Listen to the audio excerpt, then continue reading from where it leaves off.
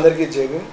జైబీం దినపత్రికలోని ప్రధాన వార్తలకు వెళ్ళినట్టయితే సినన్న పతన వ్యవస్థలో ప్రజాజీవనం అనేది మన జైబీం దినపత్రికలో మెయిన్ హెడ్డింగ్.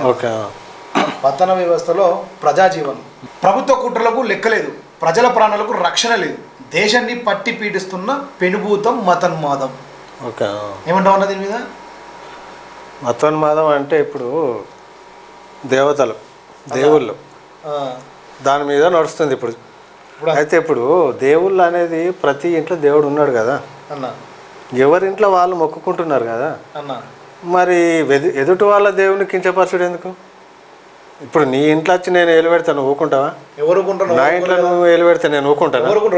మరి ఎవరింట్లో దేవుని వాళ్ళు మొక్కుకునేదానికి వాళ్ళ దేవుని మీద వీళ్ళు మాట్లాడు, వీళ్ళ దేవుని మీద వాళ్ళు మాట్లాడు ఎందుకు?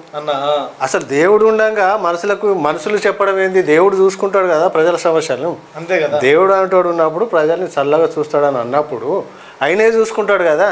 అవును. మీరెందుకు చెప్పుడు? మీకే ఎందుకు ఆ హక్కు ఎందుకుంది? అసలు ప్రజలకు చెప్పాల్సిన, ఇంకొకరికి చెప్పాల్సిన అవసరం ఏముంది దేవుని గురించి?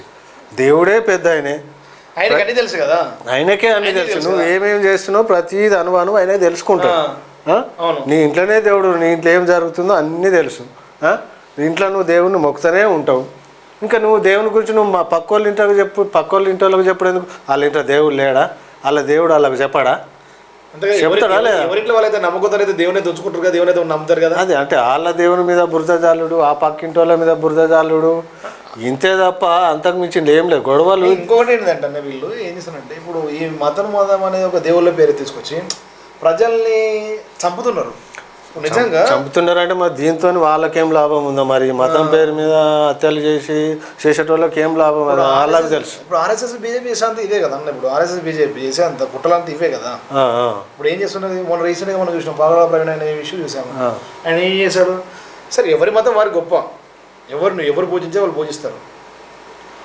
నాకంటే ఒక దేవుడు, నా నమ్మకం నాకు వేరే దేవుడు, నీ నమ్మకం నీకు వేరే దేవుడు. ఇప్పుడు కానీ ప్రజల ప్రాణాలు తీయాల్సిన రైట్స్ అయితే వాళ్ళకి లేవు కదా. అవసరం లేదు. ఇప్పుడు ప్రజల కోసము పోలీసు వ్యవస్థ ఉంది. ఎవరన్నా తప్పు చేస్తే న్యాయస్థానాలు ఉన్నాయి, దేవుడు ఉన్నాడు, రాజకీయ నాయకులు ఉన్నారు. మధ్యలో వీళ్ళేవలే మతం పేరు చెప్పి ప్రచారం చేస్తారు. అదే కదా.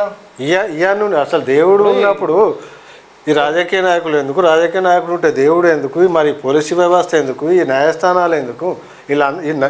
సరే వీళ్ళు నలుగురు గొప్పలే అనుకో, నలుగురు ఉన్నారు కదా, ఈ మధ్యలో మనుషులు ఎందుకు ఈ శిక్షలు పెడుతున్నారు? వాళ్ళ స్వలాభం కోసము బయట ప్రజల ప్రాణాలు తీస్తున్నారు. ఇప్పుడు నువ్వు ఎన్ని చేసినా, ఎన్ని కుట్రలు చేసినా మీ ఇంట్లో కూడా దేవుడు ఉన్నాడు. నువ్వు చేసే తప్పులను లెక్క పెడుతుండు. నువ్వు పొద్దున చేసి రెడీ అయ్యి స్నానం చేసి బట్టలు వేసుకుని ఇంటికి బయటికి పోయి ఇవాళ నేను ఎవరిని కడుపు కొట్టాలి, ఎవరి దగ్గర లంచాలు తీసుకోవాలి, ఎవరిని భూమి కబ్జా చేయాలి, ఎవరిని కించపరచాలి, ఎవరిని ఏడ దొక్కాలని ఆలోచించుకొని పోతావు. మంచిగా పోతావు, వాళ్ళందరూ దొక్కుతావు, లంచాలు తీసుకుంటావు, కబ్జాలు చేసుకుంటావు, ఇన్ని ముళ్ళే పట్టుకొని వస్తావు, రూపాయలు వచ్చి నీ ఇంట్లో పెడతావు. వాళ్ళ పిల్లలకు కడుపు కొట్టి నీ పిల్లలకు పెడతావు. మరి ఆ దేవుడు చూస్తలేడా? నీ ఇంట్లోనే దేవుడు ఉన్నాడు కదా. నీ తప్పులో నీ దేవుడు లెక్క పెట్టాడా? అంటే నీకు ఒక్కరికే దేవుడా? నీ దేవుడు నిన్ను రక్షిస్తాడా? దేవుడు అనేటోడు అందరికీ సమానమే. ఎంతమంది కడుపు కొట్టినా నీ కడుపును కొట్టడానికి నీ దేవుడే సిద్ధంగా ఉన్నాడు. నువ్వు సాయంత్రం రాగానే నీ ముఖం చూస్తాడు, నువ్వు ఏమేమి సంపాదించుకొని వచ్చినావు, ఏమేమి కబ్జాలు చేసినావు, ఎంత లంచాలు తీసుకుంటున్నావు అన్నీ చూస్తాడు. ఈడు బిడ్డ ఈడు దొరికింది అనుకుంటారు. నీ రోజు లెక్కలు రాసుకుంటాడు, రోజు ఎన్ని తప్పు చేసినా రాసుకుంటాడు. అన్ని రోజులు నీ ఆశను తగ్గిస్తాడు. ఆ పాపం నీకు తగులుతుంది, నీ పిల్లలకు తగులుతుంది. ఇది మాత్రం మర్చిపోకుండా దేవుడు మీకు సొంతమని అనుకోకూరి.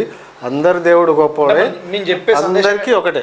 నేను చెప్పే సందేశం అంటే దేవుని అనే ముసుగులో ఈ డ్రామాలు ఆడకండి. అది నేను చెప్పే సందేశం అదే. ఈ దేవుడు అని చెప్పి ముసుగులో పెట్టి డ్రామాలు ఆడి ఈ చెడు ప్రచారాలు చేయకుండా ఈ మతం మీద ఆ మతం మీద బురద జల్లే ప్రయత్నం మాత్రం చేయకండి మీ స్వలాభం కోసం.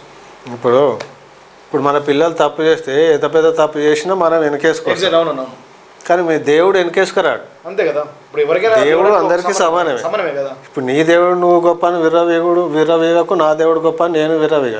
నాకు అందరు దేవుళ్ళు సమానం. నేను అందరి గురించి మాట్లాడతాను, అందరికీ న్యాయం చేయాలని చూస్తాను. ఏ దేవుడు అయినా కానీ అందరినీ చల్లగా చూడాలని మొక్కుతాం. ఎవరైనా అంతే కదా, ఎవరి కూడా అంతే కదా. అది అట్లా మొక్కాలి. నాయకుడు ఏ పార్టీ అయినా కూడా కంపల్సరీ అయినా చర్చిలకు పోవాల్సి వస్తుంది, మసీదులకు పోవాల్సి వస్తుంది. ఇప్పుడు అన్ని జరుగుతున్నప్పుడు హిందువులో ఉన్నోళ్ళు క్రిస్టియన్లకు మరి అంటే హిందువు దేవుళ్ళు మంచి వాళ్ళు కాదన్నట. క్రిస్టియన్లో ఉన్న వాళ్ళు కూడా కొంతమంది వచ్చి మళ్ళీ ఏ దేవుళ్ళని మొక్కుతున్నారు. అంటే కృష్ణమని మంచోడు కాదా? మరి మీరే లంగలు ఆ దేవుని ఈ దేవుని మాస్తున్నారు, మళ్ళీ దేవుని ఎందుకే అందరికి రుద్దుతారు? అంటే వాళ్ళ స్వలాభం కోసం అన్న, అది ప్రజల ప్రాణాలు రక్షించాల్సిన వాళ్ళు ప్రాణాలు తీస్తున్నారు. ప్రశ్నిస్తే ప్రాణాలు తీయడంలో ప్రపంచంలోనే భారత్ నెంబర్ 1. నిజంగా మనం దీనికి ఎగ్జాంపుల్ చెప్పుకోవాలంటే మనం చూసాము ఎన్నో. ఇప్పుడు బీజేపీ ప్రభుత్వం వచ్చిన తర్వాత ఏ ఎలక్షన్లు ముందున్న తర్వాత అంటే కనీసం ఏదో ఒక విధ్వంసం అయితే సృష్టిస్తున్నారన్న. ఏదో ఒక విధ్వంసం సృష్టించి వాళ్ళు మేము ఇది చేశాము అని సపోర్ట్ కోసం వాళ్ళు ఓటు రాజకీయంగా చేస్తున్నారు. అంటే ప్రాణాలు తీసేదాము. వాళ్ళ ఇంట్లో అయితే ఎవరు పోవట్లేదు, ప్రాణాలు పోయేది అయితే మన ప్రాణాలు పోతున్నాయి. ఇప్పుడు బీజేపీ ప్రభుత్వం చేస్తుందంటే మనం లంగలం అవుతాం. ఓ పని చేద్దాం అన్న. ఇంతకుముందు కాంగ్రెస్ ప్రభుత్వం గవర్నమెంట్లో ఉన్నప్పుడు 10 సంవత్సరాలు ఎన్ని జరిగినాయి దాడులు, బీజేపీ ప్రభుత్వం ఉన్నప్పుడు ఎన్ని జరిగినాయి దాడులు, అవన్నీ ఆన్లైన్లో ఉంటాయి. అవన్నీ ఒకసారి చెక్ చేసుకొని అదే తేలిపోతుంది కదా. ఎగ్జాక్ట్లీ. గత 15 సంవత్సరానికి వెళ్ళి ఎన్ని అరచకాలు జరిగినాయి, ఎన్ని దాడులు జరిగినాయి, ఎంతమంది ప్రజలు ప్రాణాలు కోల్పోయారు. ఓన్లీ ఎలక్షన్లో ఉన్నప్పుడు మాత్రమే ఇటువంటి దాడులు ఎందుకు జరుగుతున్నాయి? ఇది పసిగట్టాలన్న.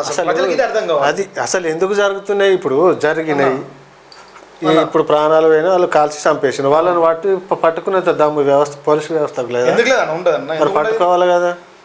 ఇప్పుడు కాశ్మీర్లో ఉండే మొత్తం ఇంటెలిజెన్స్ చీఫ్ అంటే, ఆర్మీ చీఫ్ అంత ఉంటుంది, వీళ్ళందరూ ఉంటారు. ఇంటెలిజెన్స్ వ్యవస్థ మొత్తం ఉంటుంది సెంటర్లో. అంత ఈజీగా వచ్చి వాళ్ళు చంపిపోతున్నారు అంటే దీని తెరవేనికి ఉన్నట్టు అసలు ఎవరున్నారు? ఎవరో చేపిస్తేనే కదా. అంతే కదా. చేపించిన ఎవడో దొరకబడితే ఎందుకు దొరకబట్టాలిగా మరి. అంటే అంత ఒక గేమ్ ప్లానింగ్, అది ఒక డ్రామాలు అన్నట్టే కదా అన్న. అమాయక ప్రజలు మాట్లాడిపోయిన వాళ్ళు, అమాయక ప్రజలు ప్రాణాలు ఇస్తున్నారు. ప్రజలతో రాజకీయం చేస్తారు. ప్రశ్నిస్తే ప్రాణాలు తీయడంలో ప్రపంచంలో భారత్ నెంబర్ 1. మసీదులు కూల్చడం, చర్చిలను పాతేయడం బీజేపీ ప్రభుత్వం అవలంబిస్తున్న అభివృద్ధి. అప్పుడు వెనక ఏం జరిగిందంటే, ఈ అందరు కొట్లాడుకోకుండా అందరు సమానంగా ఉండాలి అని అప్పుడు బ్రిటిష్ ప్రభుత్వం వాళ్ళు మసీదులకు కొన్ని వేల ఎకరాలు ఇచ్చాను, చర్చిలకు కొన్ని వేల ఎకరాలు ఇచ్చాను, హిందూ దేవుళ్ళకు కూడా కొన్ని వేల ఎకరాలు ఇచ్చిండ్రు భూములు. అది అప్పుడే అందరు సమానంగా బతకండి అని పంచి ఇచ్చిండ్రు. ఇప్పుడు వద్దు అనడానికి మీరెవరు? మీకేమవసరం? అప్పుడు ఉన్న వాళ్ళు సమానంగా బతుకుండు బిడ్డ అని ఇచ్చిండు వాళ్ళే. మరి ఇప్పుడు మీరెందుకు గుంజుకుంటున్నారు? అది తప్పు కాదా? అంతే కదా. ఇటువంటి రాజకీయాలు ఏం చేస్తామని చెప్పి. దేశ ముఖచిత్రానికి తూట్లు పొడుస్తున్న కేంద్ర ప్రభుత్వం, మాటలో నిజాయితీ లేదు, చక్కని పాలన అవకాశం లేదు. ప్రపంచ దేశాలు చీదరించే స్థాయికి దిగజారిపోతున్న భారతదేశ రక్షణ సేవలు మణిపూర్ రాష్ట్రాన్ని మట్టి కనిపించారు. లక్షల మంది ప్రాణాలు పొట్టన పెట్టుకున్నారు. డాక్టర్ బరిగల శివ రాసిన ఒక ఆర్టికల్ అన్నది. అధికారంలో ఉన్న పార్టీలు ఇన్ని ఘోరాలు జరగంగా ఏం చేస్తున్నారు? అసలు అధికార పార్టీలే చేపిస్తున్నారా?